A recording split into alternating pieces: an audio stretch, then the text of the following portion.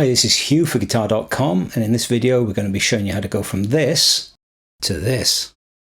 Eric Clapton's signature Strats don't usually come in kit form, but Chris Buck bought this with a non-original body that apparently looked like it had been routed out with a dessert spoon. It's been in pieces for the last few years, but now that Chris has found a genuine Clapton body, he's asked me to put it back together and figure out what, if anything, is still working. I'm also going to be cleaning up the neck and sorting out some sharp and protruding fret ends. Well, it's a bit of a rat's nest really of wires, and I've been told that it doesn't actually work, so I think the main thing to do really is to try and establish whether it's the pickups or the preamp that are the cause of the problem. So I'm just going to get my multimeter onto the subject. If I move this across a little bit, and basically what I'm going to do is just try and measure these pickups. So obviously we'll have a ground connection on the pots, and if I just touch the switch, one of the pickups isn't even connected.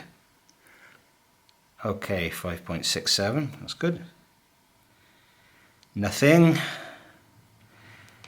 And if I bring these across, right, so these are the loose wires from the neck pickup, so if I touch the orange and the green and white, no, I'm not getting anything at all. So it looks like we've actually only got one working pickup.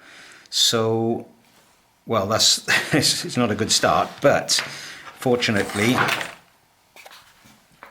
I have been provided with this brand new set of lace sensors, very, very different to the old ones. It's a completely sealed unit. So I think the first thing to do really is get these old pickups out, put the new ones in, and then think about testing this. I think I'm actually going to test this outside of the guitar because I don't want to do a full installation and then find out it isn't working for some reason, and I do have a spare preamp if needed. So I'm going to see if I can get this all working outside the guitar, and if it is working I will then install it into the body. Okay, should be fairly simple to get these pickups out. Okay, there's the switch connections. It's just these green and white ones that we need to get off. Okay, these pickups are actually disconnected, so I'm just going to unscrew them and lift them off the pick guard and put the other ones on the pick guard in their place.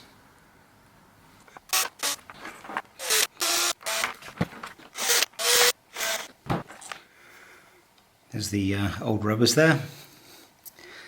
I'm going to just leave these and put new rubbers on because this lace sensor set includes a new set of screws and rubbers, which is great. I'll try and keep the original screws because they got a bit of patina and it would suit the rest of the guitar, but I'll have to check that they're compatible because there's quite a few years separating these two sets of pickups by the looks of things.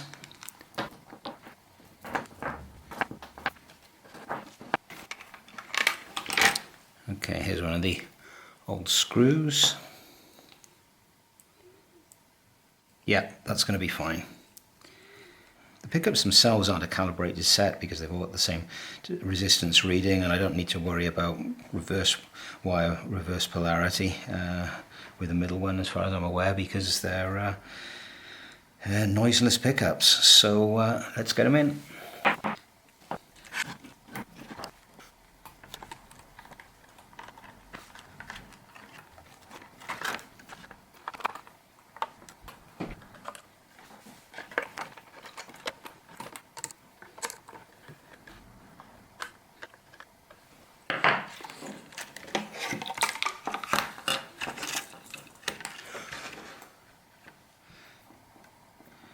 Right, we've got a great deal of excess wire here, so what I'm going to do, I know the orange is positive, so I'm just going to untangle the orange and get all the wires cut to length.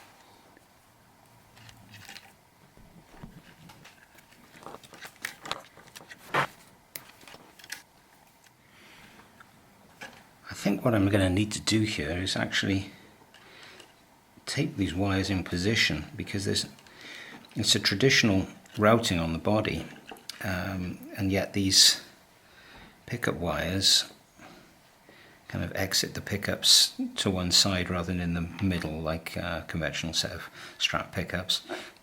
Yeah, I'm just going to get some tape around here and hopefully hold these wires in position so that they'll sit in the channels properly, and then unravel them from there. Okay, that should be fine. There's nothing to differentiate one set of wires from the other, and there's no open solder joint either, so I can verify which wire leads where. So I think I'm actually going to solder these onto the switch as I go along, just so I don't lose track of what I'm doing. This solder tag here on the switch is the one that corresponds to the bridge pickup, so I'm going to do that one first. I will leave a little bit of slack, but not too much.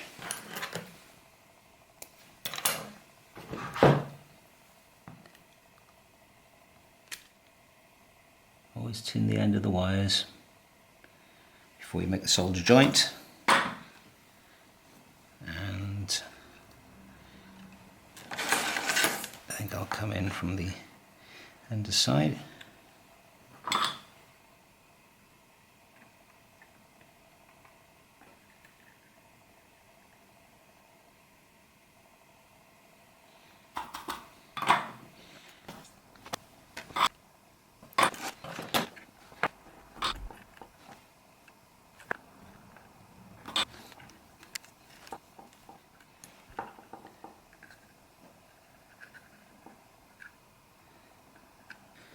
Okay, I'm going to sort out the ground wires now. I'm just going to cut them all to the same length, expose a bit of wire off the end of all 6 of them, and twist them together and try and solder them onto this pot.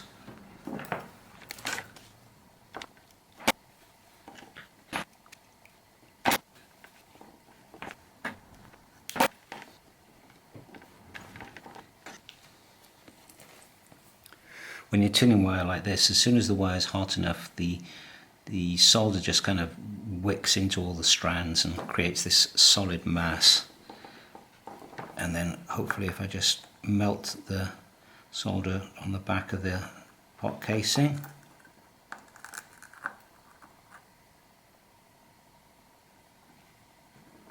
they all go on as easily as that.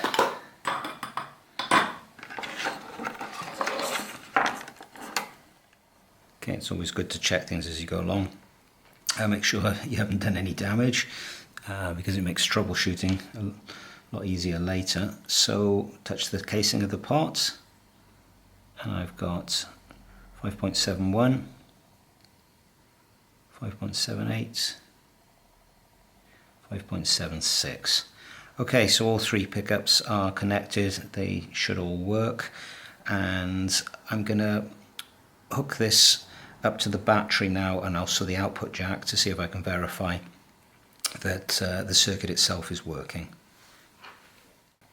So the way that it works is that you have a connection for the positive of the circuit out, which is this one here.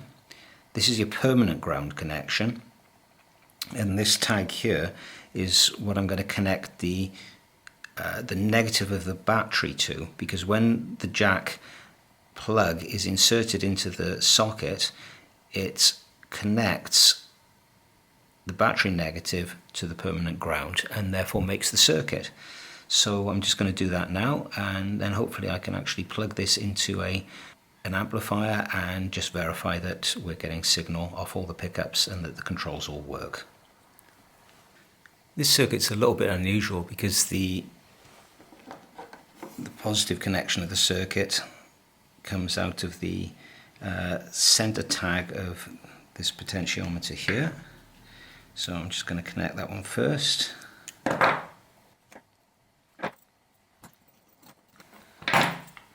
Okay, that's going to go on there. This is a permanent ground connection, And I'm going to connect this to the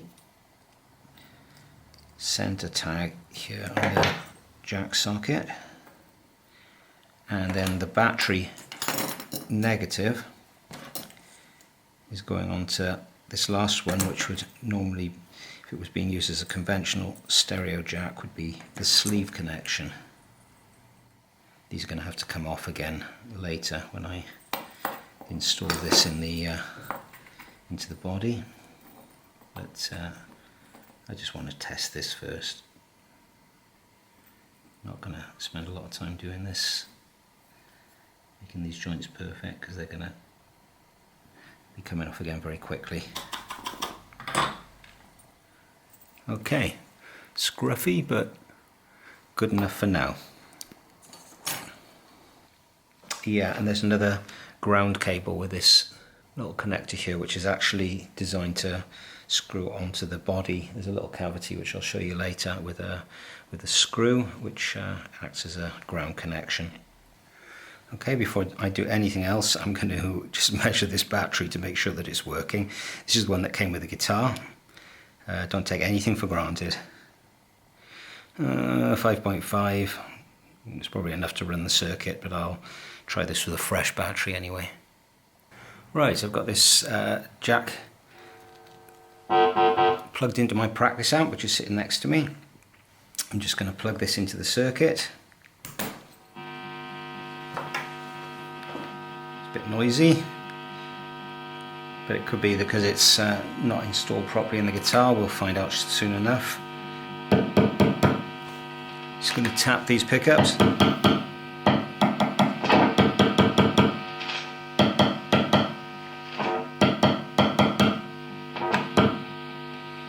Okay.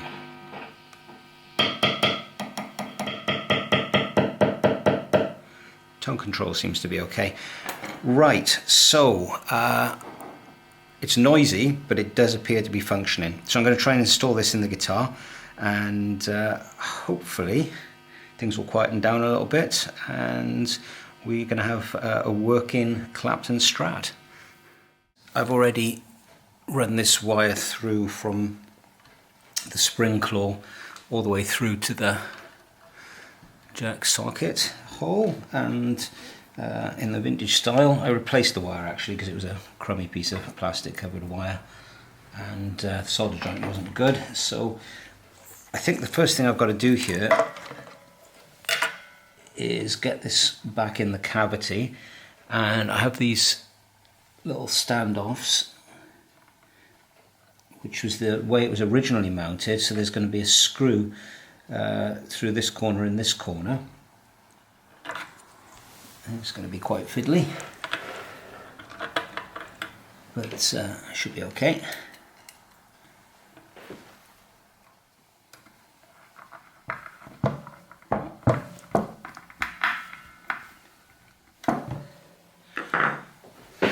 Okay, so that's the active part of the circuit back in there. This channel is clearly for these wires to come through, and there's a big hole down here to push the battery clip through.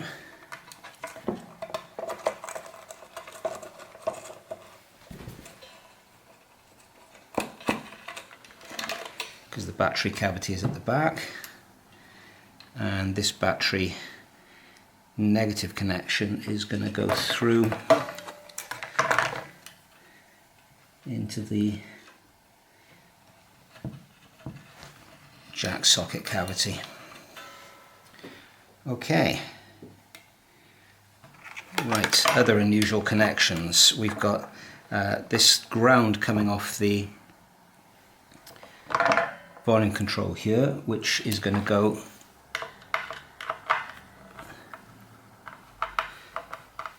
into this little bit here. Can you see there's a screw just there. So if I back out the screw,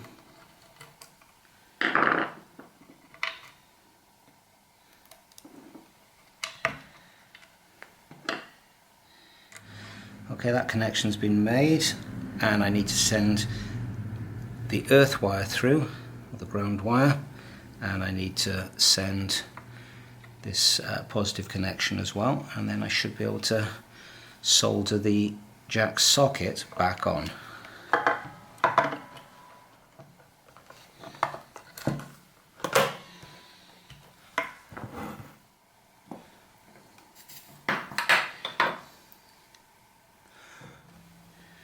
Let's plug it in and see what happens.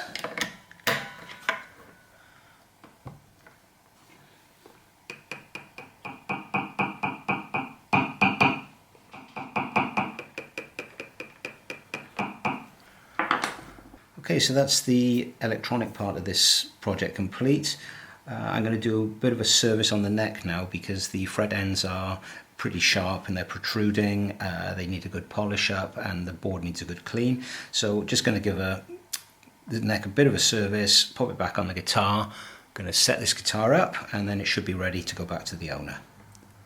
These are the cloths I was using to protect the body earlier, so might as well recycle them and use them to clean this fingerboard. It doesn't need a whole lot really, but as you can see there's a fair bit of verdigris on the frets, nickel I would imagine, and a little bit of dirt on the lacquer. This neck is from '93, and if you're ever working on Fenders from this kind of era, resist the temptation to put masking tape down to protect anything, because the formulation of the lacquer was absolutely dire during this era of Fender, and I have found out the hard way that it will actually lift off straight off the wood if the tape that you're using to protect the board is actually too sticky. Comes off in massive glass-like shards, and I don't really want to have to respray this neck if I can possibly avoid it.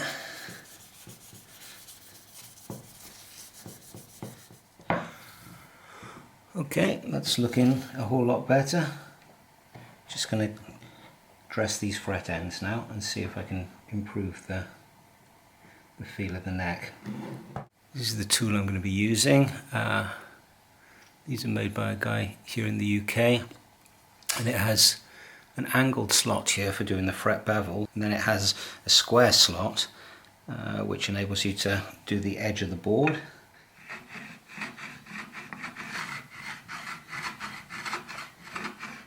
Okay, the edges are feeling a fair bit smoother now, so I'm going to move on to this angled one, just see if I can tidy up the bevel a little bit.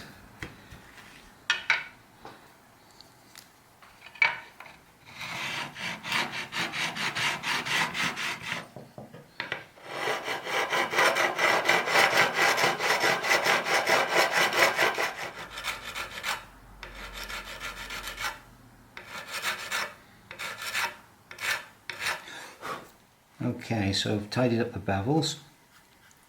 The fret ends are flush with the board now, so they're not feeling sharp. The one edge of this file, and any file like this that you're using, should be completely flat.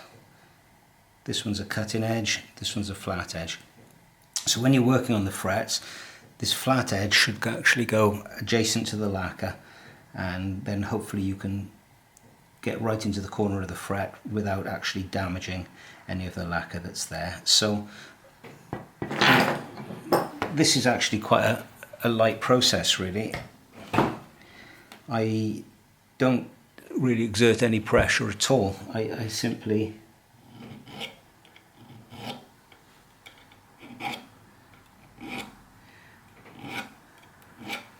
roll them over gently, using barely any more downward force than just the weight of the file itself, and that is it.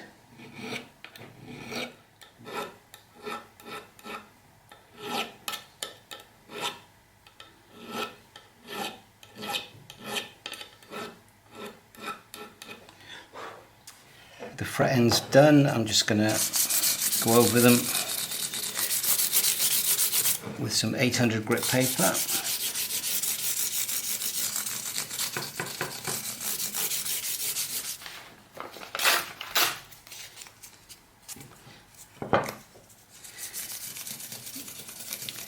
Some 1000 grit,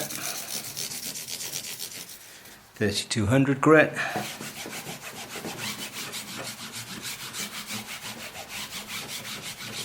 and finally I've got some micro mesh. This is 4000 grit micro mesh. Okay, the edge feels super smooth now and the ends are actually gleaming. So I'm going to just do the other side and I'll get this neck back onto the guitar. I hope you enjoyed watching that Strat being put back together. It's everything's working properly now, and some of you might be relieved to know that I'm not going to be doing a demo of this one on account of the fact that I've managed to stab myself in the finger with a screwdriver. Occupational hazard really of being a guitar tech.